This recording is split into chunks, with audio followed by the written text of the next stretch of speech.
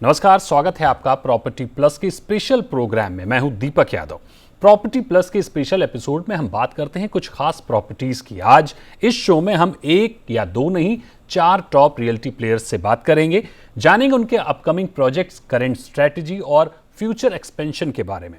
इस शो में हमारे साथ जुड़ेंगे एनसीआर के leading realty group central park के सीएमडी अमरजीत बख्शी, देश के top infra and real estate group L and T के sales and marketing head Sanjay Mehrotra, Navi Mumbai में high end commercial project 24 high के पार्टनर दर्पण बंगेजा और नवी मुंबई की leading real estate group Haware की प्रमुख उज्ज्वला सतीश हावरे। तो सबसे पहले बात करते हैं सेंट्रल पार्क की। 5 दशक से भी ज्यादा के अनुभव के साथ Bakshi group automotive, infrastructure, education और हॉस्पिटैलिटी में आज नॉर्थ इंडिया के टॉप कॉर्पोरेट्स में शुमार हैं। कंपनी के सीएमडी मिस्टर अमरजीत बख्शी से बात करते हैं और जानते हैं कि सेंट्रल पार्क के विजन और मिशन के बारे में। अमरजीत जी, स्वागत है आपका जी बिजनेस पर। मेरा सबसे पहला सवाल आपसे यह होगा कि कोविड के बाद देश की इकोनॉमी धीरे धीरे उबर रही है। ऐसे में पहले बात करते हैं रणनीति की। सर, दूसरे प्रोजेक्ट्स के मुकाबले सेंट्रल पार्क के प्रोजेक्ट्स किस तरह से अलग हैं? कॉन्फ़िगरेशन, एमिनिटीज और प्राइस बैंड को देखते हुए किस सेगमेंट के होम बायर्स पर टारगेट कर रहे हैं? ऐसे है जी कि हमारा ऐसे सेगमेंट किसी के बारे में तो नहीं रहता, पर ये जरूर रहता है कि जो हम बनाने जा रहे हैं वो है घर, और घर में कोई रहेगा। और जिस बैकग्राउंड से हम उठे हैं, बिल्कुल पेरेंट्स मेरे पाकिस्तान से आए थे, तो बिल्कुल लोअर मिडिल क्लास आप समझ लो कि शुरू में जो अपना बचपन याद है, और फिर आगे बढ़ते बढ़ते कैसे आगे बढ़ते रहे। तो ये था कि हर वक्त ये सोच रहती है, भले ईडब्ल्यूएस बने और मिड साइज घर बने, लार्ज साइज घर बने, कोई घर बने, उस घर के अंदर मुझे अपनी रेस्ट ऑफ द लाइफ अगर व्यतीत करनी पड़े तो मैं क्या महसूस करूँगा, ये सोच रहती है। हर एक एक अपार्टमेंट के पीछे जो चीज़ प्रायोरिटी में सबसे आखिर में जाती है वो जाती है हमारी बैलेंस शीट, और जो बीच में चीज़ें आ जाती हैं उसमें एक बहुत बड़ी चीज़ आ जाती है सेवा। सेवा का मतलब यह है कि घर अच्छा बन जाए जिसके अंदर रोशनी होए, हवा होए, सीपेज ना होए, अगले 50 साल तक ऑलमोस्ट हर चीज़ गारंटीड हो, वुड वर्क से लेके appliances like air conditioner etcetera etcetera सारी। और फिर उसके बाद जो बंदा वहाँ रह रहा है उसको ये महसूस हो कि ये तो मैं किसी 7 स्टार होटल में रह रहा हूँ, और बड़े रीजनेबल चार्जेस लगे। सर, मेरा अगला सवाल यह होगा कि कोरोना के चलते अब होम बायर्स डिजाइन, प्लानिंग और वेलनेस को लेकर काफी जागरूक हुए हैं। अपने सेंट्रल पार्क में वेलनेस और ग्रीन कॉन्सेप्ट को कितना अडॉप्ट किया है? ऐसे है जी कि जब मैंने वर्ड यूज किया सेवा का, तो सेवा की जो सोच थी उसमें कोरोना तो कभी ध्यान में नहीं था, पर यह जरूर था कि सेवा करनी है, जैसे अपने बुजुर्गों की या अपने फेलो बीइंग्स की या कोई भी चीज़ हो। तो उसमें पहली बात तो हमने ये सोची कि ग्रीन बहुत तगड़ा चाहिए, और हमने सीधा 20-22 एकड़ ग्रीन एक ही पैच में दे दिया, आसपास बिल्डिंगें दी। उसके बाद सोचा कि काफ़ी इनको वॉकिंग के लिए जगह चाहिए, इनको क्रॉस वेंटिलेशन चाहिए, हर फ्लैट में धूप की प्रोविजन होनी चाहिए। फिर एक और बात जो सोची कि भाई जो व्हीकल है वो सरफेस में ना आए, तो जो ही हम प्रेमिसेस में घुसते हैं तो व्हीकल सीधा ही बेसमेंट में चला जाता है through a very long tunnel. इसमें डेफिनेटली एक्स्ट्रा कॉस्ट तो हमें पड़ी, पर उसका बेनिफिट सब लोगों को मिल रहा है। थोड़ा सा आइडिया यूं दे देता हूं आपको कि जब हमने फ्लैट लॉन्च किया था तो लगभग पहला 2000 में था, फिर दूसरा एकदम हम 5000 पे आ गए जब ठीक सी बनी। अब वही फ्लैट रीसेल हो रहा है लगभग 17-18 हजार पे, और जो अब नया लॉन्च करने जा रहे हैं वो 20-22 हजार से लेके 30 हजार रुपया पर स्क्वायर फुट के ऊपर है। इसके पीछे थॉट वही है कि ये extension of the original project है, ग्रीन उसी तरीके से है, हवा उसी तरीके से मिल रही है, सेफ्टी हाईएस्ट लेवल की है। सर, कोरोना काल में कैसी सेल देखने को मिली है और आप फ्यूचर में एक्सपेंशन को लेकर क्या प्लानिंग कर रहे हैं? ये कह देना कि कोरोना का हमें बिल्कुल फर्क नहीं है, ये तो बिल्कुल स्टेटमेंट ठीक नहीं रहेगी, पर हमें बहुत मिनिमल फर्क नजर आया। बहुत बहुत ही कम। और कलेक्शन में भी हमें बहुत बहुत मिनिमल फर्क आया। और सबसे अच्छी बात जो मुझे ये समझ आ रही है कि हमें कलेक्शन में दिक्कत बिल्कुल नहीं होती। जब हमारा पैसा ड्यू होता है तो लोग हमारे साथ कुछ ज़्यादा, हमें ज़्यादा मांगना नहीं पड़ता। एक आध रिमाइंडर में पैसा हमें आ जाता है। उससे ये भी पता लगता है कि लोगों का विश्वास है और चीज़ देते हैं। ये वाकई अहम बात आपने कही। होम बायर्स के ट्रस्ट को हासिल करने वाले बेहद कम रियल्टी प्लेयर्स हैं। बहुत बहुत शुक्रिया अमरजीत जी हमारे साथ जुड़ने के लिए और जी बिजनेस पर अपनी राय देने के लिए। प्रॉपर्टी प्लस के स्पेशल शो में अब बात करते हैं देश की नामी कंपनी एल&टी रियल्टी की। 2011 में शुरू हुई एल&टी रियल्टी हिस्सा है $21 बिलियन के ग्रुप लर्सन एंड टर्बो का। कंपनी का देश के टॉप शहरों में 70 मिलियन स्क्वायर फीट का पोर्टफोलियो है, जिनमें रेजिडेंशियल, कमर्शियल और रिटेल डेवलपमेंट शामिल हैं। आज एल&टी के विजन और मिशन पर बात करने के लिए हमारे साथ मौजूद हैं एल&टी रियल्टी के sales and marketing head Sanjay Mehrotra. Sanjay ji, बहुत बहुत स्वागत है आपका जी बिजनेस पर। संजय जी, आपसे मेरा पहला सवाल यह होगा कि कोरोना काल में आपने होम बायर्स के लिए एल&टी ने क्या रणनीति अपनाई है ताकि अंडर कंस्ट्रक्शन प्रोजेक्ट की समय पर डिलीवरी हो सके? देखिए, पहले तो मैं बताना चाहूंगा कि ये एक ऐसा समय है जो शायद 100 साल से किसी ने नहीं देखा है। और बहुत ही डिफिकल्ट टाइम रहा है हर कंपनी के लिए और एल&टी के लिए भी। बट जैसा कि आप जानते हैं कि एल&टी एक काफ़ी बड़ी कंपनी है और कंस्ट्रक्शन में काफ़ी माहिरता हासिल है उनको। आपको ताज्जुब होगा जान के, एक बिल्डिंग जिससे आप मेरा इंटरव्यू कर रहे हैं, इसको हम लोग AM नायक टावर कहते हैं, ये रिकॉर्ड टाइम में कंप्लीट किया है। ये ऑलमोस्ट अबाउट 600,000 स्क्वायर फीट की बिल्डिंग है। और बहुत ही मॉडर्न और बहुत ही लाजवाब है देखने में। कभी आपको मौका लगे तो देखिएगा। और इसको हमने AM नायक टावर नाम दिया है बिकॉज हमारे जो अभी चेयरमैन हैं मिस्टर AM नायक, जो भी रिटायर हुए हैं, उनके नाम पे रखी गई है ये बिल्डिंग।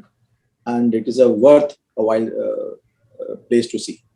इसके अलावा आप ताज्जुब होगा आपको जान करके कि हमने कम से कम 1 मिलियन स्क्वायर फुट की रेजिडेंशियल स्पेस डिलीवर की है और करने जा रहे हैं हम लोग ऑन टाइम और बिफोर टाइम। सो थोड़ा एडवांटेज तो है हम लोग का एल&टी होने का। कोविड की वजह से प्रॉपर्टी मार्केट का बाजार काफी तेजी से बढ़ा है। एल&टी ने अपने बिजनेस मॉडल में किस तरह के बदलाव किए हैं? देखिए, इसमें दो राय नहीं कोई कि दैट पहला क्वार्टर और second quarter last financial year का बहुत ही स्लो था, बहुत ही डिफिकल्ट टाइम थे सबके लिए। लेकिन थर्ड क्वार्टर और फोर्थ क्वार्टर में थोड़ी तेजी आई, उसका एल&टी को पूरा फायदा मिला। क्योंकि कस्टमर के पास अगर चॉइस है तो वो ये चाहता है कि जो सबसे अच्छी ब्रांड्स हैं उसके पास पहले जाएं। और फॉर्चुनेटली फॉर कस्टमर, एल&टी एक ऐसी ब्रांड है जिसको वो पहली चॉइस देता है। तो हमने थर्ड क्वार्टर और फोर्थ क्वार्टर में रणनीति यह अपनाई कि दोनों रेडी टू मूव इन, मतलब जो हमारे पास स्टॉक था रेडी टू मूव इन उसको, और जो कि बन रहा था, दोनों को हमने बराबर तरीके से पुश किया। हमने दोनों में कस्टमर का पूरा ध्यान रखा कि अगर कस्टमर हमसे रेडी टू मूव इन कर रहा है तो उसको क्या बेनिफिट्स हम दे सकते हैं, और या कुछ अंडर कंस्ट्रक्शन है तो उसको कैसे हम उसको बेनिफिट दे सकते हैं। और हमारे दोनों प्रोडक्ट्स बहुत अच्छे चले एंड हमने शायद एक रिकॉर्ड सेल्स कायम करी थर्ड क्वार्टर और फोर्थ क्वार्टर के अंदर। हमारी रणनीति ये थी कि दैट अगर कस्टमर हमारे पास नहीं आ पा रहा है किसी वजह से, तो हम कस्टमर के पास जाएंगे।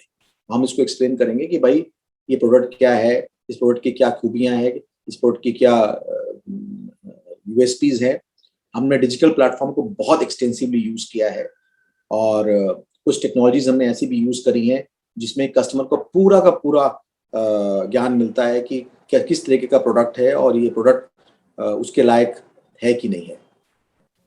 फ्यूचर के लिहाज से हाउसिंग में एल&टी का एक्सपेंशन प्लान क्या है? मसलन इन पाइपलाइन कितने प्रोजेक्ट लॉन्च हैं? फोकस प्रोजेक्ट लॉन्च पर रहेगा या मौजूदा प्रोजेक्ट्स की डिलीवरी पर?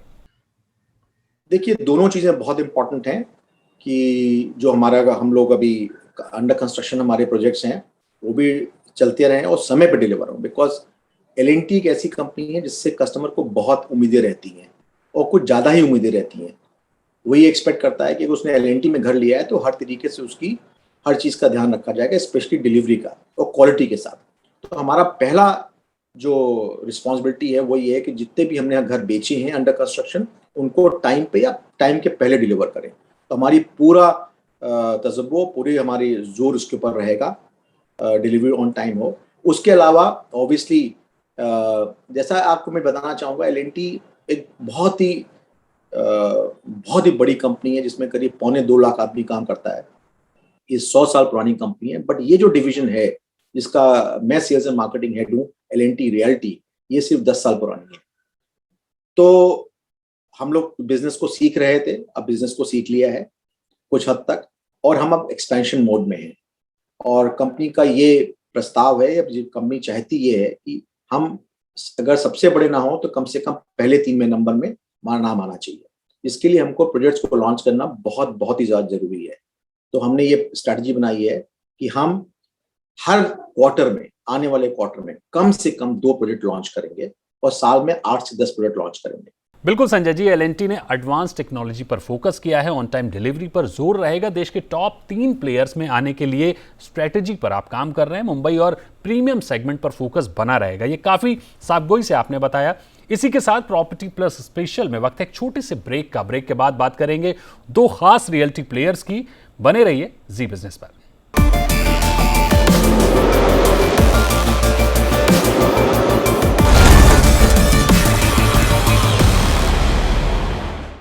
Hello and welcome back. आप देख रहे हैं प्रॉपर्टी प्लस स्पेशल। आज हम बात कर रहे हैं टॉप रियल्टी प्लेयर्स, उनके प्रोजेक्ट और विजन की। अब आपको मिलवाते हैं नवी मुंबई के 2 खास रियल्टी प्लेयर्स से। नवी मुंबई जो कि इंटरनेशनल एयरपोर्ट, नैना रीजन, नावा शेवा सीलिंग समेत तमाम बड़े इंफ्रा प्रोजेक्ट्स की वजह से कमर्शियल, हाउसिंग और इंफ्रास्ट्रक्चर की नज़र से मोस्ट प्रोमिनेंट रियल्टी मार्केट के तौर पर उभर रहा है। और अब बात करते हैं एक और top realty developer Haware legacy की। रियल्टी सेक्टर में 25 साल से काबिज हावरे ग्रुप ने 150 से ज्यादा प्रोजेक्ट में 60 मिलियन स्क्वायर फीट से भी ज्यादा निर्माण किया है। कंपनी के 40,000 से ज्यादा सेटिस्फाइड कस्टमर्स हैं। तो हावरे लेगेसी से हमारे साथ जुड़ रही हैं कंपनी की प्रमुख मिस उज्ज्वला सतीश हावरे। उज्ज्वला जी, स्वागत है आपका जी बिजनेस पर। पहला सवाल ये होगा कि आज हम आपके प्रोजेक्ट एल्ट्यूरा की बात करने वाले हैं, तो सबसे पहले ये बताइए कि एल्ट्यूरा दूसरे प्रोजेक्ट्स के मुकाबले किस तरह से डिफरेंट है। हावरेज एल्टूरा ये विक्रोली ईस्ट में कदमवार नगर नाम का एरिया है, वहां पे स्थित है। सो लोकेशन का मैं पहले आपको यूनिकनेस बताऊंगी कि ये जो लोकेशन है विक्रोली का, this is a very very prominent location. It is very close to Powai, it is close to BKC, it is close to New Bombay. Dadar वहां से एक 20 मिनट के डिफरेंस पे है। इंटरनेशनल एयरपोर्ट वहां से बहुत क्लोज है। So location wise it is a very good location to invest in any property. Then फिर सबसे बढ़िया चीज यहाँ पे ऐसा है कि हमारे पास बहुत वैरायटी के फ्लैट्स हम लोग दे रहे हैं। और इसमें हमारे पास 1 BHK अपार्टमेंट्स है, 1.5 BHK अपार्टमेंट्स है और 2 BHK अपार्टमेंट्स है। तो ये जो है इतनी वैरायटी मोस्टली वो एरिया में नहीं मिलती है, तो वो वैरायटी हमारे पास यहाँ पे हम इस प्रोजेक्ट में दे रहे हैं। दूसरा है कि these all the flats are luxurious yet they are very affordable. These all flats will be air conditioned. तो ये एक यूनिक एमिनिटी हम लोग इसमें दे रहे हैं। उज्ज्वला जी, वेलनेस का कॉन्सेप्ट इन दिनों रियल्टी प्रोजेक्ट में जरूरत बन गया है और लोगों में भी काफी जागरूकता है, तो एल्ट्यूरा में वेलनेस को लेकर क्या सुविधाएं दी गई हैं? यहाँ पे प्रेजेंट सिनारियो को देखते हुए जहाँ पे लोग वर्क फ्रॉम होम कर रहे हैं, we have given beautiful terrace garden on the top floor of the project. Terrace पे हमने दिया हुआ है। It has swimming pool, the area for the elderly, यहाँ पे मतलब जो सीनियर सिटीजन्स हैं उनके बैठने के लिए, उनके वॉक करने के लिए हमने एक बहुत अच्छा एरिया दिया हुआ है। प्लस यहाँ पे चिल्ड्रंस प्ले एरिया मैंने दिया हुआ है, so that the kids, specially the toddlers, बड़े बच्चे तो बाहर जाके खेल सकते हैं, लेकिन जो एकदम छोटे बच्चे हैं जो घर में एकदम बोर हो जाते हैं, they want to go out, so terrace पे हमने उनके लिए चिल्ड्रंस प्ले एरिया दिया हुआ है। प्लस हमने बहुत बड़ा वेल इक्विप्ड यहाँ पे जिम दिया हुआ है, लाइब्रेरी दी हुई है। So these are the things that we have provided for the wellness. मौजूदा प्रोजेक्ट्स के मुकाबले भविष्य को देखते हुए किस सेगमेंट के प्रोजेक्ट पर कंपनी का फोकस बना रहेगा? मैं एक्चुअली अफोर्डेबल हाउसिंग में बहुत विश्वास करती हूँ, लेकिन अफोर्डेबल हाउसिंग में भी हम लोग बहुत सारी लग्जरीज दे सकते हैं। ऐसा नहीं है कि अफोर्डेबल है तो it can be only basics. तो इसमें मेरा पूरा एम रहेगा कि मैं अफोर्डेबल प्राइसेस में अच्छे से अच्छे क्वालिटी के एमिनिटीज प्लस लग्जरी, जैसे मैं अभी मेरे सारे फ्लैट्स एयर कंडीशन देने वाली हूँ, क्योंकि दैट इज द नीड। जितना वो एरिया में प्राइस चल रहा है, कम से कम उससे 30% लेस प्राइस में हम लोग अपने फ्लैट्स लोगों को प्रोवाइड कर सके। That will be my aim, but with equivalent and best of the amenities. Corona काल के दौरान और कोरोना काल के बाद रियल्टी सेक्टर में किस तरह के बदलाव देख रही हैं?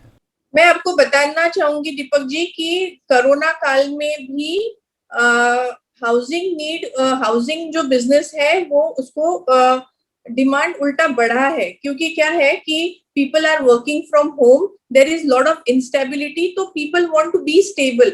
मतलब हमेशा हर 11 महीने में घर बदलना और ये सब अभी लोगों को शायद करना नहीं है। इसलिए रियलिटी सेक्टर में एक्चुअली मेरे साथ तो business is good, people are, there is lot of inquiry, people are booking the houses. तो उस हिसाब से वर्क फ्रॉम होम के हिसाब से हम लोग कैसे डिजाइन के घर दे सकते हैं।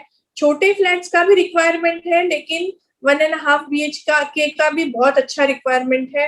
1 BHK का तो हमेशा ही डिमांड में रहा है, लेकिन 1.5-2 BHK का भी डिमांड बहुत अच्छा बढ़ा है। And thanks to the government policies, जो महाराष्ट्र गवर्नमेंट ने जो पॉलिसीज अभी चेंज करके दी है या उसमें एडप्ट किया है, दैट इज रियली हेल्पिंग। बहुत बहुत शुक्रिया उज्ज्वला जी हमारे साथ जुड़ने के लिए। नवी मुंबई में ग्रेड 1 कमर्शियल ऑफिसेज की डिमांड काफी बढ़ी है, तो सीधे चलते हैं मिस्टर दर्पण बंगेजा के पास, जो पार्टनर हैं 24 हाई के। दर्पण जी, जी बिजनेस पर आपका बहुत बहुत स्वागत है। सबसे पहले तो ये बताइए कि लोकेशन की आपसे बात करते हैं। आपने जिस लोकेशन पर अपना प्रोजेक्ट बनाया है, करंट और फ्यूचर की नजर से ये कैसा है? दीपक जी, जो लोकेशन की आपने बात बोली, तो हमारा जहाँ पे प्रोजेक्ट है ये नवी मुंबई का एकदम सेंटर पड़ता है। नवी मुंबई DY पाटिल स्टेडियम के एकदम अपोजिट है हमारा। और ये जो हमारा लोकेशन है, ये जो कमर्शियल प्रोजेक्ट होता है, कमर्शियल प्रोजेक्ट के लिए जो मेन चीजें होती हैं वो है ट्रेवलिंग, उसकी सहूलत। तो हमारा यहाँ पे जो प्रोजेक्ट है वहाँ से ऑटो स्टैंड वाकेबल है, बस स्टैंड वाकेबल है, और जो लोकल मुंबई की जान बोली जाती है वो यहाँ से 2-3 किलोमीटर में 3 रेलवे स्टेशन पड़ती है, जैसे एक नेरुल, जूही नगर, CBD बेलापुर। और जो आप बोल रहे हैं फ्यूचर में सर, ये जो लोकेशन है आने वाले टाइम का ये बहुत ग्रोथेबल लोकेशन है। उसमें क्या है कि यहाँ से आपने जैसे बोला इंटरनेशनल एयरपोर्ट, यहाँ से international airport only 10 minute away, 10 minute पे इंटरनेशनल एयरपोर्ट आ रहा है। और शिवरी लिंक ब्रिज आ रही है जो यहाँ से हाफ एन आवर में जो साउथ मुंबई के साथ टच हो जाएगी। तो आने वाले टाइम में ये लोकेशन नवी मुंबई की बेस्ट में बेस्ट लोकेशन होगी कमर्शियल के हिसाब से। दर्पण जी, आपके प्रोजेक्ट में कंस्ट्रक्शन और एमिनिटीज के लिहाज से क्या डिफरेंट है? दीपक जी, इसमें मैंने आपको बोला कि मैं लास्ट 15 ईयर से मैं रियल एस्टेट ब्रोकरेज में था। तो जब मैं ब्रोकरेज करता था तो तब मैंने बहुत सारी तकलीफें देखी थी जो एक कमर्शियल बिल्डिंग में होती है। जैसे एक कमर्शियल बिल्डिंग में किसी का छोटा ऑफिस होता है, तो कभी उनके पास 10, 15, 20 आदमियों का कुछ पर्सन आते हैं और मीटिंग फिक्स होती है, 15 बंदे आने वाले हैं, तो वो छोटे ऑफिस वाला आदमी परेशान हो जाता है। फिर वो कहीं बाहर जगह ढूंढते रहते हैं कि ये होटल में करते हैं, वो होटल में करते हैं। तो हमने यहाँ पे ना 3 कॉन्फ्रेंस रूम दिए हुए हैं। एक दिया हुआ है कॉन्फ्रेंस 20 to 25 सीटर, और 2 दिए हुए हैं 10 to 12 सीटर। ये इसके लिए दिए हुए हैं कि जैसे छोटे में छोटे ऑफिस वाला भी हो तो उसको बाहर कोई भी तकलीफ नहीं होना चाहिए। दूसरा, हमने यहाँ पे अपना एक LED स्क्रीन दे रहे हैं। LED स्क्रीन इसलिए दे रहे हैं कि हमारी बिल्डिंग, जैसे हमारा जो प्रोजेक्ट है साइन पनवेल हाईवे पे, और सर्वे के हिसाब से यहाँ पे 1-1.25 लाख गाड़ियां रोज आती जाती है। तो यहाँ पे हमारा प्रोडक्ट है जिसमें यहाँ से जो गाड़ियां आएंगी जाएंगी, तो LED हमारा जब इतना चलेगा तो वहां पे हमारा प्रोजेक्ट थोड़ा हाईलाइट हो जाएगा, लैंडमार्क हो जाएगा। और दूसरा, हमने यहाँ पे एक बिजनेस लाउंज दे रहे हैं, जिम दे रहे हैं, और एक मेन जो बहुत काम की चीज है, विजिटर कार पार्किंग दे रहे हैं। विजिटर कार पार्किंग में जब खुद रियल एस्टेट ब्रोकिंग का काम करता था तो मैं कभी खुद कमर्शियल बिल्डिंग में किधर जाता था तो आधा घंटा पार्किंग नहीं मिलता था, तकलीफ होता था। फिर कहीं दूर मिला, वहां पे खड़े आके फिर वहां से पैदल आओ। तो हमने यहाँ पे क्या किया हुआ है, 60 to 70 विजिटर कार पार्किंग दिया हुआ है। कि हमारा जिसका भी यहाँ पे ऑफिस है, अगर कोई भी उसका गेस्ट आता है तो उसको नीचे पार्किंग मिल जाए, आपको वॉकिंग के लिए जगह मिलती है, हमने एक वॉकिंग ट्रैक बनाया हुआ है, आपको वहाँ पे ग्रीनरी मिलेगी, और हम यहाँ पे बिल्डिंग में 100% पावर बैकअप दे रहे हैं। दर्पण जी, कोरोना काल में जब पूरा रियल्टी सेक्टर मंदी में था, उस दौरान भी कुछ अच्छे डेवलपर्स ने बढ़िया सेल की है। आपकी बिक्री कैसी रही इस दौरान? दीपक जी, मैं रियल बताऊं तो हमारा है ना, लॉकडाउन में काफी अच्छा सेल हुआ है, मतलब बहुत अच्छा सेल हुआ है। हमें तो सच्ची बताएं कि कुछ मालूम भी नहीं पड़ा कि लॉकडाउन है या लॉकडाउन नहीं है। और हमने क्या एक चीज को लेकर फोकस बहुत रखा था, हमने काम की स्पीड को बहुत मतलब ज्यादा तेज रखा हुआ था, हमने काम में कोई कॉम्प्रोमाइज नहीं किया था। हमारा एक 1 आवर भी काम बंद नहीं हुआ था पूरे लॉकडाउन में। और हमने पूरी हमारी जो लेबर है उनकी रहने की सुविधाएं हमने अपनी साइट पे कर दी है। और विथ जो गवर्नमेंट के नियम थे कि उनका कोविड टेस्ट ये वो, उस हिसाब से हमने लेबर का यहाँ पे 150 से 200 आदमी का रहने का पूरा इंतजाम विथ कोविड टेस्ट के साथ में एवरी 15 डेज में उनका कोविड टेस्ट करवा रहे थे। और हमने काम को बहुत खींचा, उसकी वजह से जो मार्केट में हमारा वो घूम रहा था कि 24 हाई का काम 1 घंटा बंद नहीं हो रहा है, पूरा रात को 12-12 बजे तक चालू है, तो उसकी वजह से हमारे पास सेल बहुत अच्छा हुआ। मतलब I am happy sir. 24 high आपका पहला प्रोजेक्ट है जो काफी सुर्खियों में भी है। इस प्रोजेक्ट को बनाने के पीछे क्या उद्देश्य है? दीपक जी, ये क्या है कि हम मैं जो है ना लास्ट 14 to 15 ईयर से ब्रोकर रियल एस्टेट ब्रोकरेज में था मैं। तो जो वो रियल एस्टेट ब्रोकरेज का जो मैं लास्ट 14-15 ईयर का जो मेरे पास एक्सपीरियंस था, वो मुझे बहुत काम आता है। कि मुझे क्या है, मैंने सब देखा था कि यहाँ पे कस्टमर को क्या क्या तकलीफ है, चैनल पार्टनर जो है हमारे सीपी, उनको क्या क्या तकलीफ है। तो मैं यहाँ पे पूरी कोशिश करता हूँ कि किसी को कोई भी तकलीफ नहीं हो, बस मैं वही चलता रहता हूँ और सामने बस मेरे को सब अच्छा ही सब कुछ हो रहा है। दर्पण जी, अपने अब तक के अनुभव से आप अगले 1 दशक में रियल्टी सेक्टर का भविष्य कहाँ देख रहे हैं? Deepak ji, real estate sector का तो भविष्य बहुत अच्छा ही है, और रियल एस्टेट हमेशा अच्छा ही रहा है। हाँ, ये मानते हैं कि आने वाला लास्ट जो 3-4 साल से वो ठीक ठीक रहा है, लेकिन आने वाला टाइम अभी आप देखो, लॉकडाउन में आप देखिए कि बहुत अच्छा सेल हुआ है। मतलब ये ना एक सिग्नल स्टार्ट हो रहा है कि आने वाला रियल एस्टेट का टाइम बहुत बूम रहेगा। कम से कम सर 8-10 साल बहुत अच्छा टाइम रहेगा। आने वाले टाइम में इंडिया बहुत ग्रोथेबल कंट्री है, तो वहां से सर मतलब रियल एस्टेट का जो फ्यूचर है वो इंडिया का तो सर बहुत बहुत बेटर है सर, बहुत अच्छा ही है सर। बिल्कुल, बहुत बहुत शुक्रिया दर्पण जी हमारे साथ जुड़ने के लिए और अपने अनुभव हमारे साथ शेयर करने के लिए। तो property plus special case episode में फिलहाल इतना ही। आगे भी बात करेंगे कुछ और टॉप रियल्टी प्लेयर्स के साथ और जानेंगे उनके प्रोजेक्ट्स और फ्यूचर प्लानिंग के बारे में। तब तक के लिए नमस्कार।